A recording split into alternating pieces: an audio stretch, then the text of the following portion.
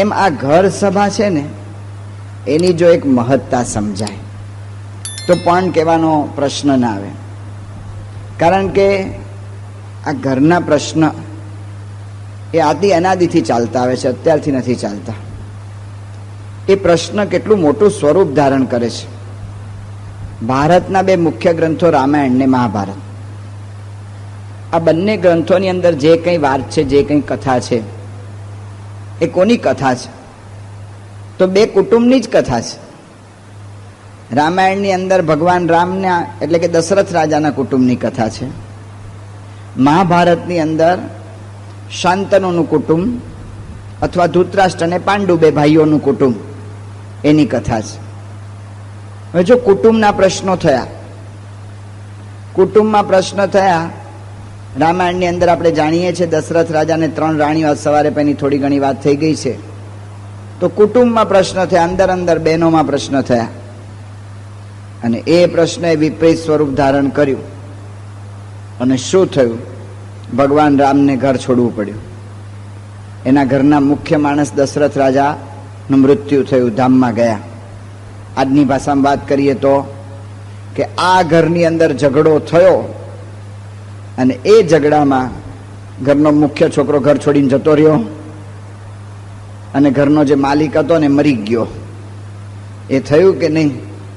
એને લીધે આખું રાજ્ય ઊંચું નીચું થઈ ગયું. એક કુટુંબમાં એક પ્રશ્ન બસ. અને એના કરતાં વધારે મહાભારતના કુટુંબમાં પ્રશ્ન જે થયો, બે ભાઈઓના પ્રશ્ન, મિલકતના પ્રશ્ન. અને એ મિલકતના પ્રશ્નોમાં દુર્યોધન જેવો વિચિત્ર માણસ આવ્યો, અને એક માણસનો અહંકાર, એક કુટુંબનો પ્રશ્ન, 18 લાખ માણસો મરી ગયા. 11 લાખ માણસો કૌરવોની છાવણીમાં અને 7 લાખ પાંડવોની છાવણીમાં. 18 લાખ, 18 અક્ષોહિણી સેના હતી, 18 લાખ પૂરી થઈ ગઈ, એક માણસ જીવતો નહીં. હાથી, ઘોડા વગેરે કેટલા મર્યા એની તો આપણે વાત જ નથી કરતા. એક કુટુંબનો પ્રશ્ન કેટલો બધો મોટું સ્વરૂપ પકડે છે. કુટુંબના પ્રશ્નથી ગમે એવો માણસ હોય છે ને, એ હારી જાય છે. રોજ આપણે અનંત કેટલી બધી પ્રવૃત્તિ કરીએ છીએ, અને પ્રવૃત્તિની અંદર રોજ આપણો હેતુ એ જ હોય છે કે આપણે સુખી થઈએ. આપણો વિચાર શું હોય છે? આપણે આમ સામાન્ય આપણો વિચાર કરીએ તો કે આ વર્ષે છે ને ઘરમાં ફ્રીજ લાવી દઉં એટલે શાંતિ. કેટલાકને શું વિચાર હોય છે કે આ વર્ષે છે ને ઘરમાં એર કન્ડિશન મૂકી દઉં અથવા આવું એર કુલર મૂકી દઉં ને એટલે શાંતિ. કેટલાકને એમ થાય કે આ વર્ષે છે ને ઘરમાં ફર્નિચર વસાવી દઉં ને એટલે શાંતિ. પણ ફ્રીજ કે એર કન્ડિશન કે એનાથી શાંતિ થાય છે? અમે ઘણી વખત જઈએ ને રસ્તા પર, ત્યાં આમ જોઈએ ને કોઈક સુખી માણસનું ઘર, તો આપણને એમ લાગે કે આ માણસ સુખી છે. પણ સુખ કે દુઃખનો આધાર છે ને આ બધી વસ્તુ નથી. 74માં અનુભવ થઈ ગયો. કોઠારી મહારાજ પ્રમુખ સ્વામી મહારાજની સાથે હતા. સ્વામી બાપા ત્યાં લંડનમાં હતા. સોમવતી અમાસ આવીને હરિભક્તોએ વિનંતી કરી કે બાપા સોમવાર છે ને અમાસ છે, તો નદી સ્નાન કે દરિયા સ્નાન કે એવું કરીએ તો એનું પુણ્ય કહેવાય છે. બાપાએ ના પાડી કે અહીંયા તમારા કિનારા, બધા દરિયા કિનારા પર સ્ત્રીઓ અને પુરુષો જેમ તેમ ઉઘાડા પડ્યા હોય, અમને ન ફાવે. એટલે આવું કહ્યું. એટલે પછી બધા હરિભક્તોએ ગોત્યું. એક લોર્ડ મોન્ટેગ્યુ નામના સાહેબ હતા, રાજવી વંશના હતા, અને રાજવંશના રાજકુટુંબના લોર્ડ ફેમિલીના માણસ. એની આગળ પોતાનો પ્રાઇવેટ દરિયા કિનારો હતો. એટલે પ્રાઇવેટ દરિયા કિનારો હતો કે આ પ્રાઇવેટ દરિયા કિનારા પર કરીએ. સ્વામીએ સંમતિ આપી દીધી. સ્વામી લોર્ડ મોન્ટેગ્યુ સાહેબને ત્યાં ગયા હતા. મહેલ જેવો બંગલો કોઠારી મહારાજે પધરામણી કરી છે. ત્યાં બધું જોયું, કર્યું, બહુ રાજી થયા. એ પછી ત્યાં સમુદ્ર સ્નાન માટે બાપા પધાર્યા. સમુદ્ર સ્નાન કરીને બાપા ઠાકોરજીનું પૂજન કરવા બેઠા. વિવેક સાગર સ્વામી સંકલ્પ કરાવતા હતા. અધ્યાત્ર માસોત્તમે માસે, શ્રાવણ માસે, બધું નહીં, બધા સંતો સંકલ્પ કરાવે છે મહાપૂજામાં કે શેના માટે આ કરીએ છીએ? તો ધર્મ અર્થ કામ મોક્ષ ફલ પ્રાપ્તિ અર્થમ, અભિલાષ સિદ્ધિ અર્થમ. અમારે એમને ધર્મ અર્થ કામ અને મોક્ષ ફળની પ્રાપ્તિ થાય, અભિલાષની સિદ્ધિ થાય, આ બધી પ્રાર્થના કરે છે. એની અંદર એક સંકલ્પ કરાવે છે કે 10 વિધ લક્ષ્મી પ્રાપ્તિ અર્થમ. 10 પ્રકારે અમારા ઘરમાં લક્ષ્મી આવે. બારણામાંથી આવે, બારીમાંથી આવે, તિરાડમાંથી આવે, ગમે ત્યાંથી પણ લક્ષ્મી ઘરમાં આવે. આવી પ્રાર્થના કરાવે છે, આવો સંકલ્પ કરાવે છે, તો 10 પ્રકારે લક્ષ્મી 10 દિશામાંથી અમારા ઘરમાં આવે. તો આવો સંકલ્પ કરાવ્યો તો સ્વામી ઊભા રાખ્યા વિવેક સાગર સ્વામી કે આને ક્યાં 10 પ્રકારે લક્ષ્મીની જરૂર છે, આપણે એને ઘરમાં જે આવ્યા, મહેલ જેવો સરસ બંગલો છે, આટલું સરસ સમૃદ્ધિ છે, એને એવો સંકલ્પ કરાવો ને કે અક્ષરધામ પ્રાપ્તિ અર્થમ. તો વિવેક સાગર સ્વામી એ સંકલ્પ કરાવ્યો. એટલે હરિભગત હતા, એને સમજાવ્યું કે ભાઈ આ સ્વામી બાપા એમ કે છે કે તમને અક્ષરધામ મળશે. અક્ષરધામમાં તો સમજે નહીં, પણ સમજાવ્યું કે ભગવાનનું ઘર, સ્વર્ગ, હેવનમાં તમને જવા મળશે. તો ઓલા ભાઈ ચમકી ગયા, લોર્ડ મોન્ટેગ્યુ. એ કે ઉભા રહો, વેઇટ. કે શું છે ભાઈ? કે આ પ્રમુખ સ્વામી જે કે સાચું થાય? કે પ્રમુખ સ્વામી તો ભગવાનના ધારક પુરુષ છે, જે કે સાચું થાય. તો કે વેઇટ, હમણાં મારે કાંઈ અક્ષરધામની ઉતાવળ નથી, મારા ઘરના બૈરા 7 દાડાથી ભાગી ગયા છે, ને પેલા ઘરમાં લાવો, એ સંકલ્પ કરાવો. જો આપણને શું લાગે છે કે ઘરમાં ફ્રીજ હશે તો ઘરમાં શાંતિ રહેશે, ઘરમાં એર કુલર કે એસી હશે તો ઘરમાં શાંતિ રહેશે, ઘરમાં સારું ફર્નિચર હશે તો ઘરમાં શાંતિ રહેશે, ઘરમાં દરેક માણસને પ્રાઇવેટ ઓરડા હશે તો ઘરમાં શાંતિ રહેશે. તો ઘરની શાંતિ એનાથી નથી રહેતી. આ હકીકત છે, આ અનુભવ છે. પ્રિન્સ ચાર્લ્સ અને પ્રિન્સેસ ડાયના, આ બંનેને શું પ્રશ્ન થયો હશે એ આપણને પ્રશ્ન થાય છે. પ્રિન્સ ચાર્લ્સ છે એ તો રાણીનો દીકરો, એને શું કરવાનું આપણે એમ પૂછીએ ને કોઈને કે આ પ્રિન્સ ચાર્લ્સ કરે શું? કે કાંઈ નહીં, રાણીનો દીકરો થઈ ગયો ને, બસ પતી ગયો, એને બધા સાધન માત્ર અંત આવી ગયો. એને કોઈ હવે સાધન કરવાના જ નહીં, એને નોકરી, ધંધો, વેપાર કશું સાધન જ નહીં, એને સાધન માત્રનો અંત આવી ગયો. એને ઉદ્ઘાટનો કરવા, લોકોમાં પ્રવચન કરવા, એને અનુકૂળતા હોય તો, એને અનુકૂળતા ના હોય ને એને એમ થાય કે મારે હુઈ જવું છે તો હુઈ શકે, એમાં કાંઈ. એને ખાઈ પીને આનંદ જ કરવાનો, સરકાર પગાર આપે. એ પ્રિન્સ ચાર્લ્સની કેટલી સમૃદ્ધિ, સ્વામી બાપા એના મહેલમાં જઈ આવ્યા છે. અને એને અને એની રાણી પ્રિન્સેસ ડાયના બે ઇંગ્લેન્ડના ભવિષ્યના રાજા રાણી થવાના હતા. એને શું એવો પ્રશ્ન થયો હશે કે હમણાં ઈરાક અને અમેરિકાનું યુદ્ધ થયું છે, મંદી બહુ આવી ગઈ છે, એટલે આપણા ઘરનો કામવાળાને છૂટો કરે છે, તમે વાસણ ઉટકજો, એવો પ્રશ્ન થયો હશે. એના ઘરમાં એવો પ્રશ્ન થયો હશે કે ભાઈ હમણાં મંદી બહુ છે ને વેપાર બહુ ચાલતો નથી, નવી સાડી ન માંગતા. તો પ્રશ્ન શું થયો હશે? આપણને પ્રશ્ન થાય. તો જો આ બધા પ્રસંગો, આ બધા દાખલા આપણને દેખાડે છે કે બહારની સમૃદ્ધિ ઘરની શાંતિ માટે કોઈ રીતે ઉપયોગી થતી નથી. અને ગમે એવો માણસ હોય, આ ઘરની શાંતિ જાય તો એ ભાંગી પડે છે. 8-8, 10-10, 12-12 કલાક આમ માણસ મહેનત કરે છે. આપણે તો જોયા જ કરીએ, આમ બપોરના સમયે આમ નીકળીએ ને રસ્તા પર કોક દાડો, તો માણસો સાયકલ ઉપર એ ધોમધકતા તાપમાં 3 વાગે જતા હોય છે. કેટલો તાપ! આપણે અહીંયા બેઠા છીએ, છાંયડા નીચે બેઠા છીએ, પતરાનો ઉપર શેડ છે, નીચે વળી આ કપડાનું પાર્ટીશન નાખ્યું છે, તો એ વેદજ્ઞ સ્વામી થોડી વારે ફુવારા કરે છે. આમ વરસાદ જેવો અવાજ આવે છે ને, એ ઉપર ફુવારા કરે છે પાણીના, કે શાંતિથી ઠંડકમાં બધા સાંભળી શકે એટલા માટે આ ફુવારા થાય છે આપણે માથે. તો આટલી વ્યવસ્થા કરે છે તો એ આપણને એમ લાગે છે કે તાપ બહુ છે એવું લાગે છે. તો માણસ 2, 2:30, 3 વાગે રસ્તા પર સાયકલ ઉપર જતા હોય છે. અમદાવાદની અંદર તો જોઈએ છે તો આમ લારી ખેંચતા હોય છે ઉઘાડે પગે. શું મહેનત કરે છે! ને આ મહેનત કર્યા પછી પણ જ્યારે ઘરમાં પ્રશ્ન થાય છે ને ત્યારે શું થાય છે એનો અનુભવ બધાને છે, નાના મોટા દરેકને એનો અનુભવ છે. ગમે એવો માણસ ભાંગી જાય, આપણે તો ભાંગી જઈએ, પણ મોટા દુનિયાના મોટા માણસો આવા બધા કાર્યમાં ભાંગી ગયા. અબ્રાહમ લિંકન માટે એમ કહેવાય છે કે વિઘ્નોને સામેથી ભેટતો. એના જીવનમાં ઘણા બધા વિઘ્ન આવ્યા, ત્યારે એણે કહ્યું કે ઓબ્સ્ટેકલ્સ, વિઘ્નો છે ને એ મારા માટે ઉપર ચડવાના સ્ટેપિંગ સ્ટોન્સ. કોઈ મારી પર વિઘ્ન આવે ને, કારણ કે વિઘ્નરૂપી પથ્થરો મારી આગળ પડે તો હું એને એમ માનું છું કે આ પથ્થરો નથી પડ્યો, આ મારા માટે ઉપર ચડવાનું પગથિયું થયું છે. હું પથ્થરાને પથ્થરો નથી માનતો, વચ્ચે પથ્થરો પડે તો હું એમ માનું કે ઉપર ચડવાનું પગથિયું છે. આવું વિચારનાર અબ્રાહમ લિંકન, એના જીવનના થોડાક જ ખાલી આપણે દાખલા જોઈએ. એ અબ્રાહમ લિંકન 22મે વર્ષે એણે સૌથી પહેલા ધંધો કર્યો. એક તો એ ભણી શકે એવી પરિસ્થિતિ જ નહોતી, એના મા બાપ કઠિયારા હતા. એની માએ એમ જાણ્યું કે આ છોકરો થોડો ઘણો હોશિયાર છે, એટલે એના ઘરમાં કોલસાથી અબ્રાહમ લિંકનને પાટિયા ઉપર ABCD લખતા શીખવાડ્યું. એમાંથી અબ્રાહમ લિંકનને અભ્યાસનો વિચાર સૂઝ્યો અને અબ્રાહમ લિંકન એની બાજુમાં એના ગામની બાજુમાં લાઇબ્રેરી હતી, એ લાઇબ્રેરીમાંથી પુસ્તકો લાવતો. એ પુસ્તકો લાવતો તો 8 કિલોમીટર કે 6 કિલોમીટર દૂર લાઇબ્રેરી, ચાલતા જવાનું ચાલતા આવવાનું. અમેરિકામાં જે સ્થળે એ લોકો રહેતા હતા ત્યાંથી એટલું જવાનું હોય, અને જો શિયાળામાં બરફ પડ્યો હોય તો આટલા બરફમાં પગ ખૂંપી જાય. જો બરફમાં ઉઘાડે પગે માણસ જાય તો માણસ મરી જાય. અબ્રાહમ લિંકનના ઘરમાં બરફ માટે ઓલા પહેરવાના એવા બૂટ આવે છે. આપણે અહીંયા વરસાદમાં જેવા ગમબૂટ આવે છે ને એવા બરફના પણ બૂટ આવે છે. એવા બૂટની વ્યવસ્થા નહોતી. અબ્રાહમ લિંકન પોતાના પગ ઉપર કોથળા બાંધે, કોથળા બાંધી અને પોતે જાય 6 કિલોમીટર, ચોપડીઓ લાવે, વાંચે. આ રીતે ભણ્યો એ માણસ. આટલું પુરુષાર્થ સાથે ભણ્યો. 22મા વર્ષે એણે ધંધો કર્યો, નિષ્ફળ. ધંધામાં દેવાળું ફૂક્યું. કાંઈ વાંધો નહીં, બીજું કામ કરશું. 23મા વર્ષે ચૂંટણીમાં પડ્યો કે આ ધંધો સારો હશે, તે ચૂંટણીમાં પડ્યો. ચૂંટણીમાં કોઈ એને જીત્યો નહીં, હારી ગયો ચૂંટણીમાં. કાંઈ વાંધો નહીં. 24મા વર્ષે ફરી ધંધો કર્યો, ફરી ધંધામાં દેવાળું ફૂક્યું. કશો વાંધો નહીં, હાર્યો નહીં. અબ્રાહમ લિંકન 25મા વર્ષે ફરી ચૂંટણીમાં ઉભો રહ્યો. ભગવાનની ઈચ્છા છે 25મા વર્ષે ચૂંટણીમાં જીત્યો. 26મા વર્ષે જે બેન સાથે એને પ્રેમ હતો એ બેન ગુજરી ગયા, એ બેન ધામમાં જતા રહ્યા, એટલે એનો પાછો એને ધક્કો ખરેખરો લાગ્યો. 27મા વર્ષે એને એટલી સખત માંદગી આવી કે આખું વર્ષ લગભગ માંદગીમાં ગયો, એટલે કોઈ કમાવાનું કે પૈસા કમાવાનું કે કંઈ ધંધાનું કંઈ આયોજન જ ન કરી શક્યો. 28મા વર્ષે પાછો કંઈક ચૂંટણીમાં આગળ વધ્યો. 31મા વર્ષે ફરી ચૂંટણીમાં હાર્યો. કાંઈ વાંધો નહીં, ફરી લડશું.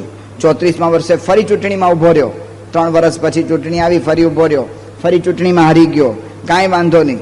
37મા વર્ષે ફરી ઊભો રહ્યો ચૂંટણીમાં, તો એ વર્ષે જીત્યો.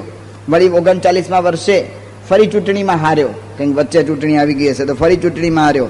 વળી 46મા વર્ષે ચૂંટણીમાં ઊભો રહ્યો, ફરી હારી ગયો. વળી 49મા વર્ષે વાઇસ પ્રેસિડન્ટ તરીકે ચૂંટણીમાં ઊભો રહ્યો, ફરી હારી ગયો.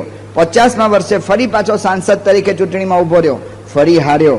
51મા વર્ષે પાછો ચૂંટણીમાં પ્રમુખ તરીકે ઊભો રહ્યો અને પછી એ જીત્યો. એના જીવનમાં સખત હાર આવી, તો પણ નેપોલિયનને કોઈ દિવસ એવો વિચાર ના આવ્યો કે આના કરતાં મરી જવું તો સારું. કશો વાંધો નહીં. ડૉક્ટર સ્વામી વાત કરે છે કે નેપોલિયન હારે ને એ જ દિવસે એવો વિચાર ના કરે કે હું કેમ હાર્યો, અરે હું હારી ગયો, અરે રે મારું શું થશે, એવો નેપોલિયન વિચાર ના કરે. નેપોલિયન એક જ વિચાર કરે કે કેમ હાર્યો, આ 3 ભૂલ હતી ને, ચલો ભૂલ સુધારીએ. ફરી ઊભો રહે, ફરી પાછો હારે કે કાંઈ વાંધો નહીં, આ વખતે આ બીજી 3 ભૂલ આપણને દેખાણી ને નવી, ચલો એને સુધારીએ. એમ ભૂલોને સુધારતો જાય ને જીવનમાં આગળ વધતો જાય. કોઈ દિવસ એમ ના થયું એને કે હવે જીવનમાં બેસી રહીએ કાં તો નાનો રસ્તો લઈ લઈએ, એવું ના થયું. આવો મનોબળવાળો માણસ, આટલો જડ મનોબળવાળો માણસ, એ લિંકને એક વખત નક્કી કર્યું કે આપઘાત કરીને મરી જાઉં. ક્યારે કર્યું નક્કી આપઘાત કરીને મરી જાઉં? એની પત્નીની સાથે એના પ્રશ્નો શરૂ થયેલા, એ ત્રાસને લીધે લિંકનને એવો વિચાર આવ્યો કે આના કરતાં આપઘાત કરીને મરું. એ તો ભગવાનની દયા થઈ કે એણે પત્ર લખ્યો એના મિત્રને, એના મિત્રે સમજાવ્યો, એણે આપઘાત ન કર્યો. જો આ ઘરના પ્રશ્નો કેટલા મોટા છે. નેપોલિયન માટે કહેવાય છે નેપોલિયન ધી ગ્રેટ. નેપોલિયન મહાન નેપોલિયન. નેપોલિયન ધી ગ્રેટ શબ્દ છે ને અંગ્રેજીમાં બધાની પાછળ નથી લાગતો, તો નેપોલિયન ધી ગ્રેટ એવું કહેવાય છે. આ નેપોલિયન કેટલો મનોબળવાળો માણસ. એણે નક્કી કર્યું, એને ઓસ્ટ્રિયા પોતે જીતવા માટે જતો હતો. રસ્તામાં આલ્પ્સ પર્વત, આપણે હિમાલય છે ને એના જેવો આલ્પ્સ બરફનો પર્વત છે, ત્યાં આલ્પ્સ પર્વત આવે. આલ્પ્સ પર્વત ઉપર પર્વતારોહકો પણ કોઈ દિવસ ચડી શક્યા નથી અને આગળ વધી શક્યા નથી. એવો આલ્પ્સ પર્વત રસ્તા વચ્ચે આવે. એ નેપોલિયનના સૈન્યને આખું એણે કહ્યું, બધા સૈનિકો ઊભા રહી ગયા, આલ્પ્સ પર કેવી રીતે ચડવો? નેપોલિયન કે આગળ વધો. અરે કેવી રીતે આગળ વધાય? આગળ વધો, હું તમને કહું છું કે આલ્પ્સ ખસી જશે. એ શું કે નેપોલિયનની આજ્ઞા આલ્પ્સ માનીને આમ ફર કરતો આમ જતો રે? આલ્પ્સ તો એમને ઊભો રહ્યો. અને નેપોલિયને પોતે એના સૈન્યને એટલો જુસ્સો, એટલું બળ આપ્યું ને, નેપોલિયનનું આખું સૈન્ય આલ્પ્સ જીત્યું અને આલ્પ્સને પાર કરી અને ઓસ્ટ્રિયાને જીત્યું. ઓસ્ટ્રિયાને જીત્યું. આવો દ્રઢ મનોબળવાળો માણસ. ગમે તેવા સંજોગોમાં નેપોલિયન હારે નહીં. નેપોલિયન મનથી કોઈ દિવસ તૂટી ના પડે. આવો નેપોલિયને લખ્યું છે એની આત્મકથામાં કે મેં સુખના સળંગ 6 દિવસો જોયા નથી. એના એક કારણ એનું એ હતું કે એની પત્ની જોસેફીન હતી ને, એ બીજા કોઈક ભાઈની સાથે વ્યવહાર કરતી હતી. આને લીધે નેપોલિયનને એટલો બધો ધક્કો લાગ્યો. જો આ ઘરના પ્રશ્ન, ભલભલા માણસને આમ મૂંઝવી દેવા પ્રશ્ન. આ બધા પ્રશ્નો ખાલી નાના ઘર, અરે શું કહેવાય, પહેલાના જમાનામાં તો એવું નહીં, અત્યારે આની સંખ્યા વધી ગઈ છે. પહેલાં તો એવું હતું કે મોટા ઘરમાં ને એવા બધામાં પ્રશ્ન થાય, નાના ઘરવાળા સખે દખે પડી રહે. અત્યારનો જમાનો છે ને આપણો આગળ વધી ગયો. જેમ જેમ જમાનો આગળ વધતો ગયો અને જેમ જેમ આધુનિક બધી શોધખોળ થતી ગઈ છે ને એમ એમ આપણા શરીર અને આપણા મન એ સુખ અને સગવડથી ટેવાઈ ગયા છે. અને એને લીધે શું થયું કે આપણી સહન શક્તિ ઓછી થઈ ગઈ. જો પહેલાંના જમાનામાં છે ને કોઈ પણ માણસ 12-15 કિલોમીટર તો હાલી જ કાઢે, એમાં કંઈ પ્રશ્ન જ ન થાય. અને ભરવાડો તો ઢોરા ચરાવવા માટે કેટલું એ 15-20 કિલોમીટર ચાલે. પણ અત્યારે અમારા સારંગપુરના બસ સ્ટેન્ડ ઉપર જો ને તો ફાળિયાવાળા ભરવાડે લાઈનમાં ઊભા હોય. એને હવે સહનશક્તિ ઘટી ગઈ, એ છગડો ગોતતા હોય, એ કંઈક વાહન ગોતતા હોય છે, એને પણ સહનશક્તિ ઘટી ગઈ.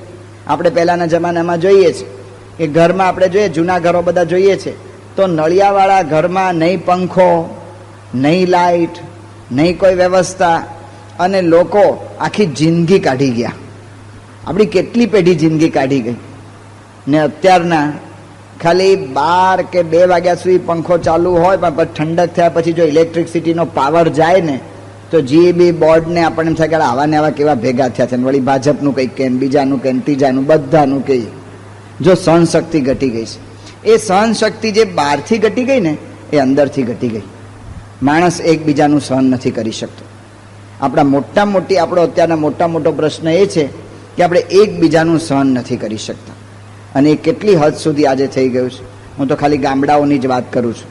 અમારે સારંગપુરની આજુબાજુના ગામડાની વાત કરું, ત્યાંનો અમને અનુભવ હોય. સારંગપુરની આજુબાજુમાં આ સહનશક્તિ ઘટી ગઈ એનો કેવા મોટા પ્રશ્ન થાય છે. એક ઘરમાં એક બેન, એને એના બેનનો કાગળ આવ્યો કે મારા દીકરાનું વેવિશાળ છે તો તમે પધારજો.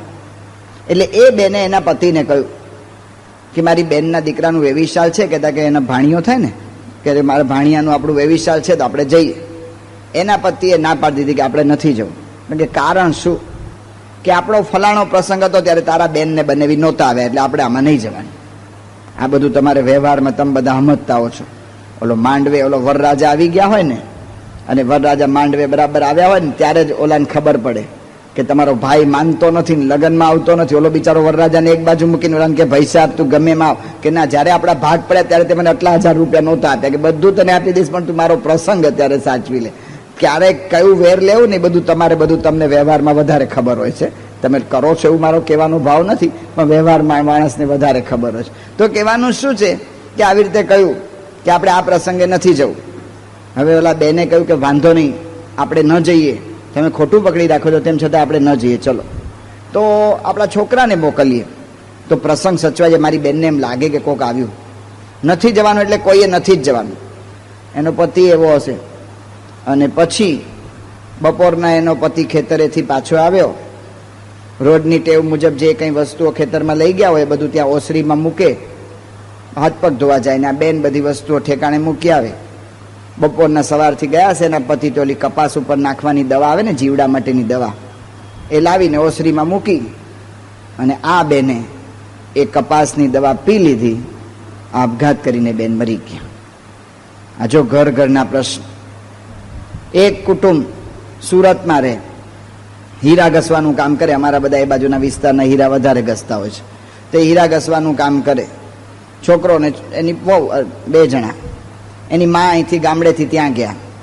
મા ત્યાં ગયા અને ઓલા હીરા ઘસવાનું કામ કરતા હતા એ ઘરની અંદર. ત્યાં મા ગયા અને એ જ દિવસે વળી બરાબર મહેમાન આવી ગયા. ઓલા વહુ હતા, એણે મહેમાન માટે બધું રાંધ્યું વ્યવસ્થિત, સારું રાંધ્યું. મહેમાન બધા જમી રહ્યા. અને જમ્યા પછી મહેમાનને આવી રીતે સાસુએ જોયું રસોડામાં જઈને કે વધ્યું ઘણું, લગભગ અડધો વધ્યું. એટલે સાસુએ થોડી વહુને ટકોર કરી કે બેટા રાંધવું ખરું પણ માપમાં રાંધવું. એવી થોડી ટકોર કરી. જે ભાષામાં કર્યો ને જે ભાતમાં કર્યો એ તમને બધાને વધારે અનુભવ હોય એટલે એને ટકોર કરી. બીજે દાડે સવારના મહેમાન નાસ્તો કરવાના હતા એટલે ઓલા બેને, ઓલી વહુ હતી, એને જે કંઈ ઓલું ટાઢું બાઢું હશે, રાતનું બધું વધેલું ખરું 50% જેટલું, એ બધી રાતની ઓલા ઢેબરા, રાતની ભાખરી, રાતની ખીચડીને કંઈક આમ હલાવીને વઘારીને કે આપી દીધી, એવું બધું કંઈક કર્યું. એટલે સાસુએ બીજી વાર ટકોર કરી કે બેટા મહેમાન આવે ને ત્યારે રાતનું ટાઢું ન ખવડાવાય, એને નવું કંઈક આપવું જોઈએ. આ બધી 2 જ વાર વાત થઈ આટલી. સાસુ તો ગયા, ઓલા મહેમાન જતા રહ્યા, સાસુ કોક સગાવાલાને મળવા જતા રહ્યા, એનો ધણી કંઈક નોકરી ધંધાએ જતો રહ્યો, અને આ બેન ભગવાનને ઘેર જતા રહ્યા, દવા પીને મરી ગયા. આટલો જ પ્રસંગ. નાના નાના પ્રસંગોની અંદર અત્યારે લોકો ઘરના નાના નાના પ્રસંગમાં આપઘાત કરે છે. તો આનું કારણ શું છે? આ ઘરના પ્રશ્નો આપણે કોઈને પણ પૂછીએ તો કે આ સાસુ વહુના ઝઘડા સ્વામી કારણ છે. પહેલું લોકો એ જ નાખે કે આ સાસુ વહુના ઝઘડા થાય છે ને એમાં જ ઘરના પ્રશ્ન થાય છે. તો એવું નથી કે સાસુ વહુના ઝઘડાથી જ પ્રશ્ન થાય છે. આપણે બધા પ્રસંગો તપાસીએ તો મા ને દીકરા અરે પ્રશ્નમાં ઝઘડા થાય છે ને એમાંય પ્રશ્ન થાય છે. નેપાળના રાજા વીરેન્દ્રસિંહ, એનો એકનો એક દીકરો દીપેન્દ્રસિંહ, અને આ દીપેન્દ્રસિંહ એનો એક દીકરો, એને એક બેન સાથે પ્રેમ હતો. એની માએ ના પાડી કે આ બેન સાથે તમે લગ્ન નહીં કરી શકો. તો કે એની સાથે લગ્ન કરવામાં વાંધો શું, આપણી જ્ઞાતિની છે. કે જ્ઞાતિની છે બરાબર છે, પણ આપણું કુળ ઊંચું કહેવાય ને ઓલું કુળ નીચું કહેવાય. પાછા જ્ઞાતિમાં એ બધા ઊંચા નીચા કુળ હોય છે. તો કે આપણું કુળ ઊંચું કહેવાય ને આનું કુળ નીચું કહેવાય, પણ કે મારે એની સાથે જ કરવા છે. એની માં કે નહીં બને. અને આટલો જ સંવાદ થયો, જમતા તાને આ સંવાદ થયો, અને દીપેન્દ્ર એના ખિસ્સામાંથી બંદૂક કાઢી એના બાપ વિરેન્દ્રને, એની માને, એની બેનને, એની બનેવીને, બીજા 2-4 જે કંઈ નોકરો હતા એ બધાને, 7 જણને ત્યાં મારી નાખ્યા. અને 8મા પોતે જ એ ગોળી પોતાના શરીર ઉપર નાખી અને પોતે પણ આપઘાત કરીને મરી ગયો. આ મા અને પુત્ર વચ્ચે પ્રશ્ન થાય છે. ત્યારે આપણને એમ લાગે કે આ બહેનોના જ પ્રશ્નો છે, તો એવું નથી. પિતા ને પુત્ર વચ્ચે પ્રશ્ન થાય છે કે બહેનો જેમાં કારણ નથી હોતા, પિતા પુત્ર વચ્ચે પ્રશ્ન છે. પિતા પુત્ર વચ્ચે પ્રશ્ન કેવા થાય છે? જનમંગલ સ્વામી વાત કરતા હતા, સ્વામી બાપા સાથે 84માં પરદેશ ગયેલા. એક ભાઈને ઘરે જમવા ગયા, તે જમવા ગયા તે બધું જમવાનું બધું પીરસાણું, તે ચાંદીના થાળી વાટકા ને ગ્લાસ કોને આપેલા? ઠાકોરજી માટે નહીં, જે કંઈ 50-60 હરિભક્તો હતા ને બધાને ચાંદી વાટકા, ચાંદીના થાળી વાટકા ને ગ્લાસ. આપણે તો હરિમંદિરમાં ઠાકોરજીને માટે નથી હોતા હો ચાંદીના થાળી વાટકા ને ગ્લાસ. આ તો જેટલા માણસો એટલા બધાને આટલી વ્યવસ્થા. કેટલા સુખી માણસ! સંતો આમ ખુશ થઈ ગયા, ખરા સુખી માણસ. સ્વામી કે સંતો આ ભાઈ માટે પ્રાર્થના કરજો. અડધો કલાક હમણાં મારી પાસે રડીને ગયા, એટલે આટલા બધા સુખી દેખાય છે. એનો એકનો એક છોકરો, હવે એક છોકરો હોય તો કોઈ પ્રશ્ન થાય, 2-4 છોકરા હોય તો ભાગમાં કઈ પ્રશ્ન થાય. આ તો એક જ છોકરો, અને બાપની સામે કોર્ટમાં કેસે ચડેલો. શેને માટે કેસ? કે મને વારસા હક આપી દો. એટલે ભાઈ તારું જ છે બધું, કે ના મને અત્યારથી વારસા હક મને આપી દો. એના બાપે કોર્ટમાં કેસ થોડો વખત તો લડ્યા, પછી એને થયું કે આપણે આવું કરવું એ સારું નથી. છોકરાને બોલાવ્યો, કહ્યું કે ચાલ આપણે સમાધાન કરી લઈએ. અને સમાધાન કરી. છોકરાએ ના પાડી કે મારે સમાધાન નથી કરવું, પણ તું કે પૈસા તને આપી દઉં. મને, હું તો છે ને કોર્ટ દ્વારા જ પૈસા તમારી પાસે લઈશ ને મારે તમને હેરાન કરવા છે.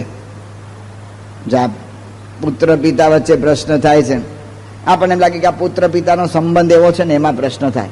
તો પતિ પત્ની વચ્ચે પ્રશ્ન થાય છે, નથી થતા? પતિ પત્ની વચ્ચે પ્રશ્ન થાય છે. આપણે જોઈએ છે કેટલા બધા પ્રશ્ન. તો લોકો શું કે આ તો ગોઠવેલા લગ્ન હોય એટલે પ્રશ્ન થાય, પણ પ્રેમ લગ્ન હોય તો કાંઈ પ્રશ્ન ન થાય.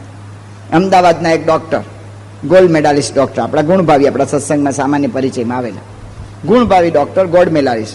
આ ગોલ્ડ મેડાલિસ્ટ ડોક્ટર હતા. એને એક બેન સાથે પ્રેમ, એ પણ ડોક્ટર અને બેન પણ ગોલ્ડ મેડાલિસ્ટ. બે ભણવામાં સાથે અને બેને એકબીજા સાથે હેત. બે નક્કી કર્યું કે આપણે લગ્ન કરીએ. હવે એમાં એવું થયું કે બે લગ્ન કરવાનું નક્કી કર્યું, પણ સંજોગો એવા આવ્યા કે ઓલા ડૉક્ટરના જે બાપુજી હતા, એટલે કે જે આપણા ભાઈ ડૉક્ટર, એના જે પિતા હતા, એણે ના પાડી દીધી કે હું આ લગ્ન મંજૂર નહીં રાખું. તો બે વિવેકી હતા, બે જણે વિચાર કર્યો કે વાંધો નહીં, જ્યાં સુધી લગ્ન મંજૂર ન રાખે ત્યાં સુધી આપણે કે છે લગ્ન કરવા નથી. એમ બે જણે નક્કી કર્યું અને લગ્ન ન કરવાનું નક્કી કરીને 5-6 વર્ષ સુધી રાહ જોઈ. ભગવાનની ઈચ્છા થઈને ઓલા ડૉક્ટર જે હતા, જે પતિ, એના પિતાજી હતા, એ ગુજરી ગયા, ધામમાં ગયા, એટલે માર્ગ મોકળો થઈ ગયો. એટલે બે જણે લગ્ન કરી લીધા. આટલા પ્રેમ આપણને કહેવાય, લોકમાં એમ લાગે કે કેટલો બધો પ્રેમ દેખાડ્યો છે ને કેટલું બધું છે. આટલા વર્ષ ધીરજથી રાહ જોયા પૂર્વક પ્રેમ કર્યા પછી લગ્ન થયા. અને એ લગ્ન પછી લગભગ 1.5-2 વર્ષે ઓલા જે ગોલ્ડ મેડાલિસ્ટ ડૉક્ટર બેન હતા, એમણે પોતાના શરીર પર ઘાસતેલ છાંટીને આગ લગાડીને આપઘાત કરીને મરી ગયા. કારણ શું? કે પતિનું સન્માન થતું હતું ને એ પત્નીથી સહન નહોતું થતું, ને પત્નીના વખાણ થાય પતિથી સહન ના થાય. આ હકીકત છે. આપણને એમ લાગે કે આવું બનતું હશે, પણ બને છે, આ લોકમાં બને છે. મહન સ્વામી વાત કરે છે, અહીંયા ચરોતરમાં જ મહન સ્વામી પધાર્યા હતા એક જણને ઘેર પધરામણીએ, અને પધરામણી મહન સ્વામી ગયા હતા, અને પધરામણી મહન સ્વામીને આપણે હાર પહેરાવ્યો ભાઈએ. આપણી પ્રણાલિકા મુજબ હાર મહન સ્વામી પાછો એ ભાઈને પહેરાવી દીધો. એ ભાઈને પાછો હાર પહેરાવ્યો તો ઓલા ભાઈ ખુશ થઈ ગયા કે સ્વામી 12 વર્ષ લગ્નને થયા, પહેલી વાર મારી પત્ની હાર ગૂંથ્યો હોય ને એવો હાર હું પહેલી વાર પહેરું છું. તે અંદરથી અવાજ આવ્યો, હવે તમારા માટે નથી કર્યો, સંતો માટે કર્યો, તમારા માટે કોણ કરે? જો આટલું સહન નથી થતું, આવું એ સહન નથી થતું, કહેવાનું શું છે? ને હકીકત છે, બે એકબીજા ઉપર વટ પડવાય છે. તમારે અલંગમાં બધા શેઠિયાઓ, તે અલંગમાં વચ્ચે ઓલું શિપિંગ યાર્ડમાં સરકારી થોડુંક ઓલું તકલીફ થયેલી કંઈ, એટલે શિપિંગ યાર્ડની અંદર ઓલું શિપ તોડવાનો ધંધો થોડો વખત બંધ થઈ ગયેલો. તો એ શેઠિયાઓ છે ને રોજ ત્યાં અલંગના બંદરે જાય. હવે અલંગ બંદરે ગરમી થાય, બપોરે ખાવાનું ટાઢું આવે, ટિફિનમાં આવે, એ બધું ખાવા પીવાનું, ગરમીમાં રહેવાનું. એટલે સંતોએ વાત કરી કે જ્યાં સુધી સરકારી તમને આ કાયદો નીકળશે નહીં ત્યાં સુધી તમે કોઈ શિપ તોડવાનું કામ કરી નહીં શકો. તો શું કામ તમે ત્યાં જાઓ છો રોજ બંદરે? ઘરે રહો ને, એસી તમારે ફર્સ્ટ ક્લાસ છે ઘરની અંદર, ઘરમાં સરસ મજાની ગરમ ગરમ રોટલી ને આ કેરીનો રસ ને બધું જમો ને, આ સુખિયા થાવ. શું કામ ત્યાં જાઓ છો? એ કે સ્વામી તમે આ વાતમાં સમજો નહીં. કે અમે શું સમજીએ નહીં? કે અમે બહુ ઘરમાં બેસી રહીએ ને તો અમારો વટ ઉતરી જાય કે આ નવરા નવરા જ છે. જો પતિ છે ને પત્ની પર વટ પાડવા માંગે છે, અને પત્ની છે ને પતિ ઉપર વટ પાડવા માંગે છે. આ પ્રશ્ન બધા એ છે. પ્રશ્નનું મુખ્ય કારણ શું છે? દરેકને પોતપોતાનો અહંકાર સાચવવો છે, અહમ અને મમત્વ. એ પછી અહમ અને મમત્વ સાસુઓ વચ્ચે હોય, કે અહમ અને મમત્વ બાપ દીકરા વચ્ચે હોય, અહમ અને મમત્વ પતિ પત્ની વચ્ચે હોય, પણ પ્રશ્ન માત્રનું કારણ, આખા દુનિયાના પ્રશ્ન માત્રનું કારણ એક જ છે, જે શ્રીજી મહારાજ આપણને કહ્યું, અહમ અને મમત્વ. જ્યાં સુધી આ સ્વભાવના પ્રશ્ન ન ટળે ને ત્યાં સુધી આપણા કોઈ પ્રશ્નોનો અંત આવે એવું નથી. ગમે એટલી આપણને સ્વતંત્રતા મળે કે પરતંત્રતા મળે, પણ સ્વભાવથી મુક્ત ન થવાય ત્યાં સુધી આપણા કોઈ પ્રશ્નનો અંત આવતો નથી. તો હવે કરવાનું શું? ઘરમાં શાંતિ રાખવા માટે કારણ કોણ છે? કે ભાઈ સ્વભાવ છે, આપણે ઓળખવું જોઈએ ને. યોગીજી મહારાજ બહુ સરસ વાત કરતા હતા કે ઓલા ઘરની અંદર બૌદ્ધ કથામ બાપાની વાર્તા છે કે ઓલા પટેલ ને પટલાણીને સવારથી સાંજ સુધી સીમમાં કામ હતું.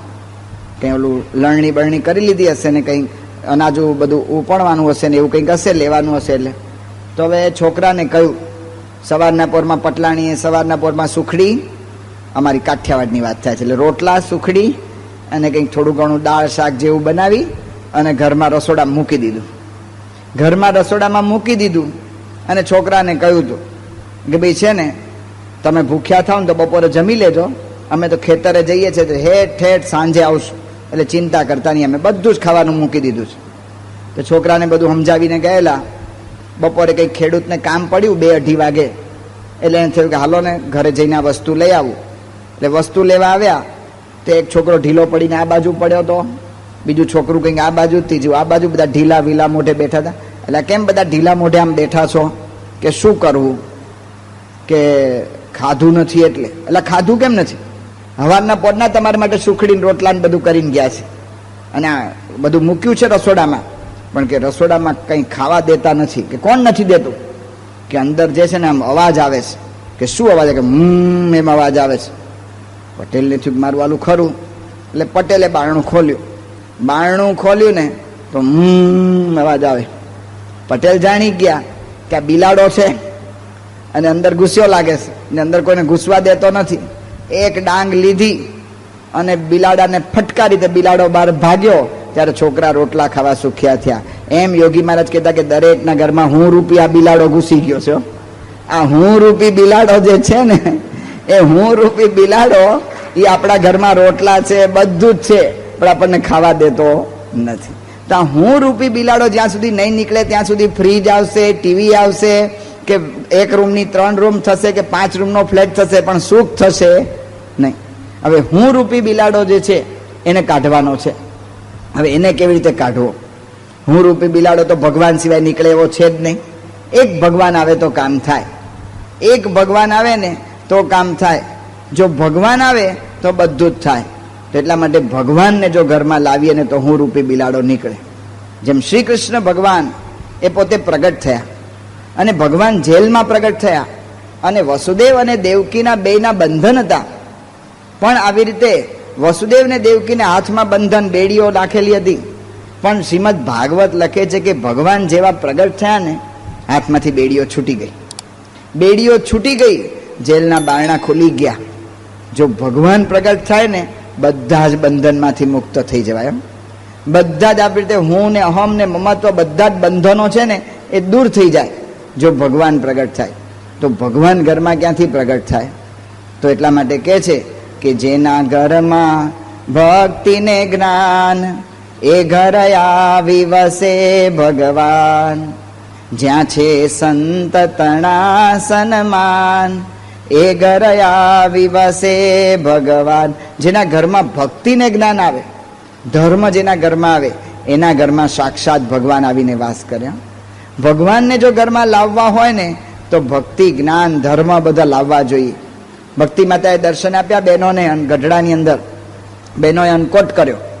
ભક્તિ માતા પ્રસન્ન થઈ ગયા કે ઓહો આટલા ભાવથી અન્નકોટ કર્યો. સાક્ષાત ભક્તિ માતા પ્રગટ થયા. ભક્તિ માતા પ્રગટ થયા, બહેનોએ દર્શન કર્યા. કોઈક બેન દોડ્યા અને મહારાજને કહેવાય કે મહારાજ ભક્તિ માતા દર્શન દે છે. મહારાજ કે ભક્તિ માતાને કહો કે અહીંયા અખંડ રે, અખંડ રે. બહેનોએ જઈને પ્રાર્થના કરી કે ભક્તિ માતા અખંડ રહો. ભક્તિ માતા કે હું પતિવ્રતા છું, ધર્મ જો રહેશે ને તો હું રહીશ. તો મહારાજ શું બોલ્યા કે જ્યાં ધર્મ ને ભક્તિ રહેશે ને ત્યાં હું અખંડ રહીશ. તો ઘરમાં જો ભક્તિ આવશે તો આપણા ઘરનું આખું વાતાવરણ બદલાઈ જશે.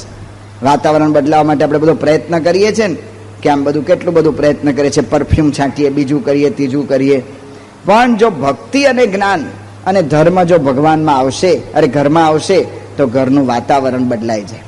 વાતાવરણ બદલાઈ જાય. ઘણી વખત સંતો આજ સવારે ના વાત કરી કે ઘર મંદિર ક્યાં કરશો? તો કે દાદરા નીચે દેખાડે જગ્યા. હવે ભગવાનને એવી જગ્યાએ બેહાડે એને પછી એના ઘરમાં કંઈ આવે ભગવાન?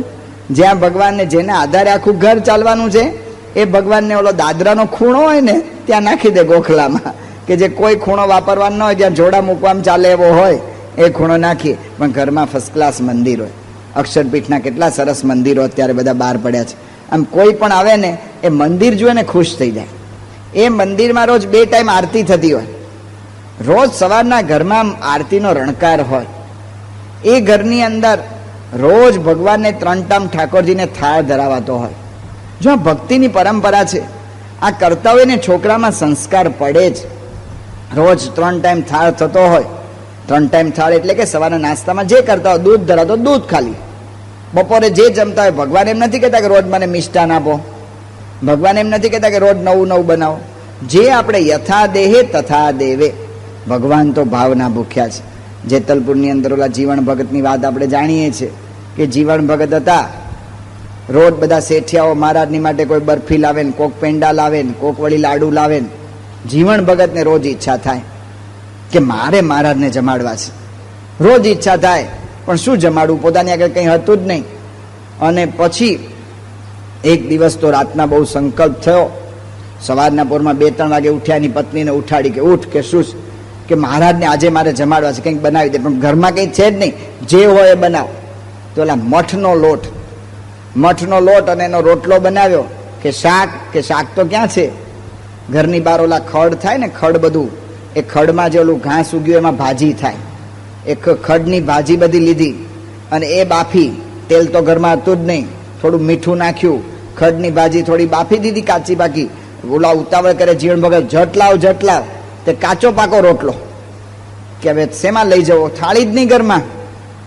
ઓલું ગંદુ કપડું પડ્યું ને મોહાતા જેવું, એ કપડું લીધું, એમાં બાંધ્યો રોટલો ને ભાજી. અને ઉપર પહોંચ્યા. સવારના પોરમાં રોજ મહારાજ જેતલપુરમાં મોલ ઉપર અગાસી હતી, એમાં બેસીને બધાને દર્શન દે.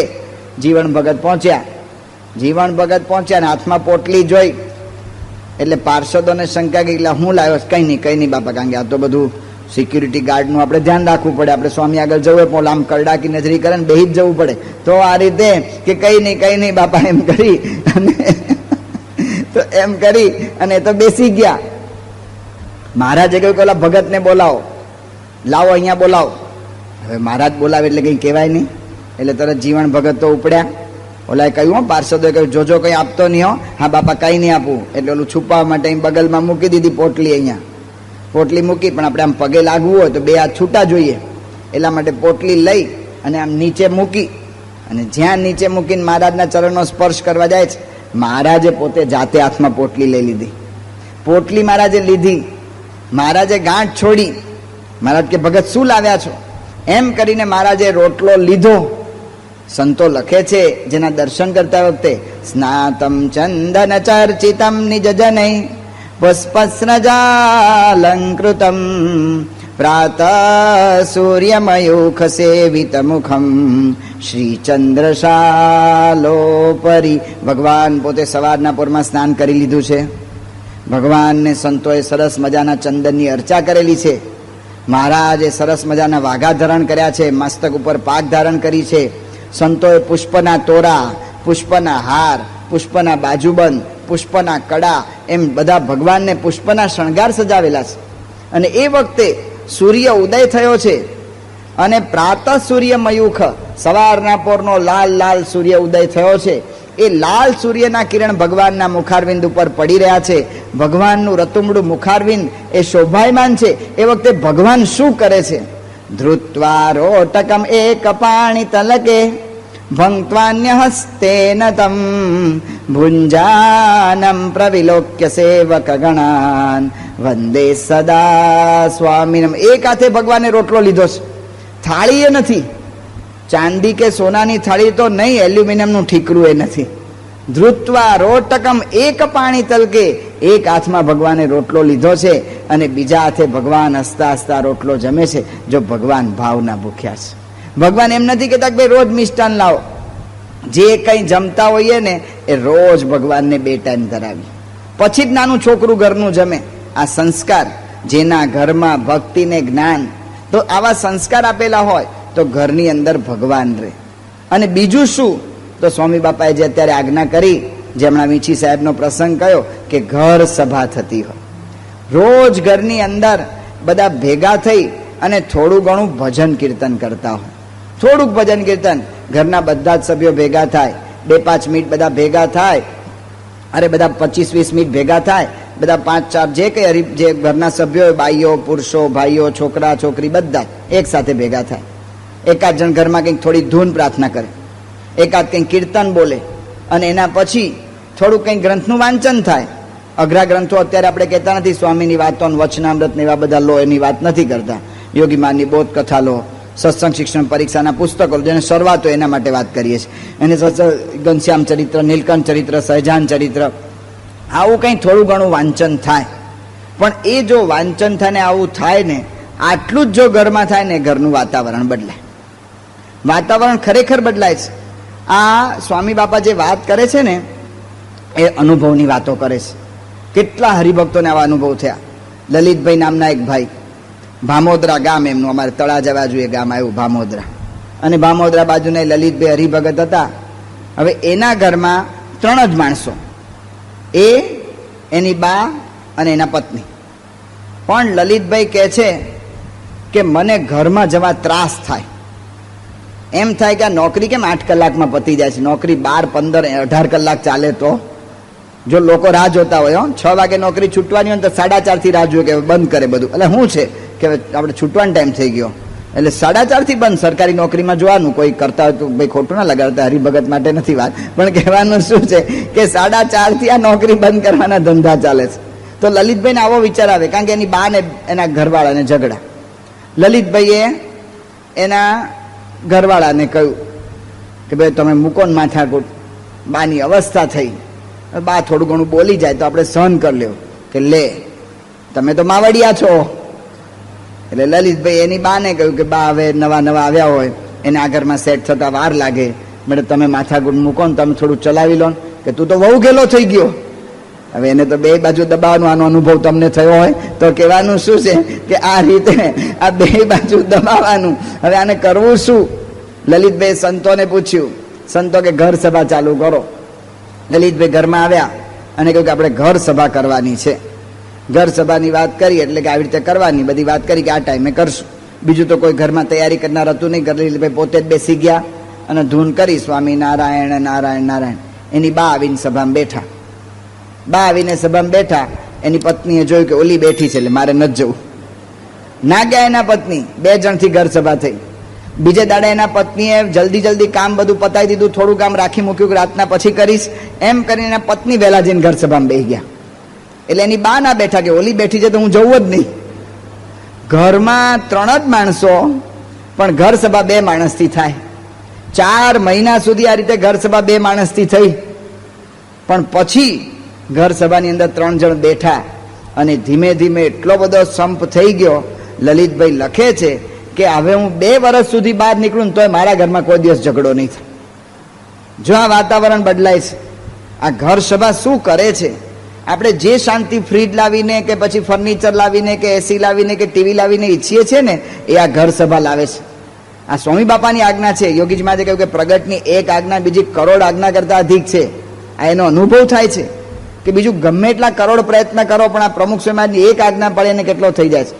કેટલા બધા આવા તો પ્રસંગ છે. ઓલા યોગેશ નામનો છોકરો ઘરમાં 16 વર્ષનો છોકરો થયો. 16 વર્ષનો છોકરો થયો એટલે સંસ્કૃતમાં અમને ભણાવ્યું છે કે પ્રાપ્તે તું 16 વર્ષે પુત્રમ મિત્રવત આચરેત. 16 વર્ષનો છોકરો થાય ને પછી એને બહુ સલાહ સૂચન ન આપવી. એની યારે મિત્રની જેમ વર્તવું. નહીં તો 16 વર્ષનો છોકરો થાય ને આપણે એમ લાગે કે હું કિકલાને આમ લઈને ફરતો તો એમ આપણું ન માને. કંઈક કેસો ને તરત હામો થશે. એટલે પછી એને બહુ શાંતિથી એની યારે કામ લેવું જોઈએ. તે ઓલા યોગેશને એના બાપ કંઈ વાત કરે એટલે યોગેશનું તો મગજ ચડે. કારણ કે યોગેશ તો પાવરમાં આવી ગયેલો, જુવાની ફૂટેલી. એટલે યોગેશ હામો થાય. યોગેશ હામો થાય એટલે એનો બાપ પછી ગુસ્સો જાય એટલે ધોલ ધપાટ કરે. સારી પેઠે છોકરાને મારે. અને કોઈ પણ મા બાપ એના છોકરાને મારીને ક્યારેય રાજી થતા નથી. દરેક મા બાપને બહુ દુઃખ થાય છે પછી. એટલે એના બાપે પછી સંતોને વાત કરી કે સ્વામી હું બહુ મારું છું છોકરાને ને મારે આ કાયમનો પ્રશ્ન છે તો મારે કરવું શું? એટલે પછી યોગેશને કરવું શું એવો વિચાર નાખ્યો. એટલે પછી સંતોએ કહ્યું કે ઘર સભા કરો પણ આગ્રહ ના કરતા. યોગેશને ખાલી કહેજો, હઠાગ્રહ કરીને બેહાડવા પ્રયત્ન ન કરતા. કાંઈ વાંધો નહીં, કશું નહીં કરું. અને ઘર સભા ચાલુ કરી. ઘર સભા ચાલુ કરીને યોગેશને કહ્યું કે આ ટાઈમે આપણી ઘર સભા થશે. તો યોગેશ માને તો યોગેશ સાનો એટલે એ તો ફરવા જ જતો રહે. પછી ધીમે ધીમે ઘર સભામાં બધા બેસવા માંડ્યા. અને એ ભાઈ લખે છે કે એક દિવસ યોગેશને બેસવાનો સંકલ્પ થયો. એ દિવસથી યોગેશ ઘરમાં બેસતો થયો. અને બેસતો થયો એ યોગેશ આજે બાળ મંડળનો સંચાલક થઈ ગયો. જો પ્રશ્નો બધા ટળી ગયા ને, ઘરના પ્રશ્નો. આપણે એમ લાગે ઘરના તો કેટલા પ્રશ્ન છે. એક ભાઈ લખે છે ભરતભાઈ શાહ, સોરી બાલચંદ્રભાઈ સીતાપરા. પ્રસંગ તો ઘણા બધા છે પણ ટાઈમ પૂરો થઈ ગયો આપણે બહુ નથી કહેતા. બાલચંદ્રભાઈ સીતાપરા એ બાલચંદ્રભાઈ છે. એ બાલચંદ્રભાઈ લખે છે કે મારો સ્વાદીયો એટલો સ્વભાવ ને કે ઘરમાં રોજ જમવા બેસું ને અને જો થોડું ઘણું આઘું પાછું હોય ને થાળી પછાડું. થાળી પછાડું એટલો નહીં, રોટલાનો સીધો ઘા કરું, બાર કૂતરો જ ખાય, બીજું કોઈ વચ્ચે ઊભું ના રહી શકે એવો ઘા કરું. એવી મારો કે છે મારો સ્વભાવ. અને આખું ઘર જ્યાં સુધી હું જમું નહીં ત્યાં સુધી ટેન્શનમાં હોય. જે મંદિરમાં ઠાકોરજીનો થાળ ના થયો ને ત્યાં સુધી ભંડારી ટેન્શનમાં હોય. એમ આખું ઘર છે ને ભાલચંદ્રના ઉપર ટેન્શનમાં હોય કે એ જમી રહે ને એમને જો શાંતિ રહી તો સારું, નહીં તો રોજનો પ્રશ્ન. એના ઘરમાં એણે ઘર સભા શરૂ કરી. ઘર સભા શરૂ કરીને એ કહે છે કે આ ઘર સભાની જે કંઈ વાતો થાય એમાંથી ધીમે ધીમે ધીમે ધીમે મને જ્ઞાન થતું ગયું. અને મને ખબર પડવા માંડી કે આપણે ચલાવી લેવું, સરળતા રાખવી, આગ્રહ ન રાખવો. અને મને એવું થયું એનાથી મેં જ પોતે જાતે મારા રસોડા પર લખ્યું કે જમતા જમતા મૌન રાખવું અને ગુસ્સો ખરાબ વસ્તુ છે એવું મેં જ મારા રસોડા પર લખ્યું. ને આજે ગમે તેવું હોય ને હું જમવાનું ચલાવી લઉં છું. જો આ પ્રશ્નો ઘરના કેટલા બધા નાના મોટા પ્રશ્ન ઘર સભા થતી હતી.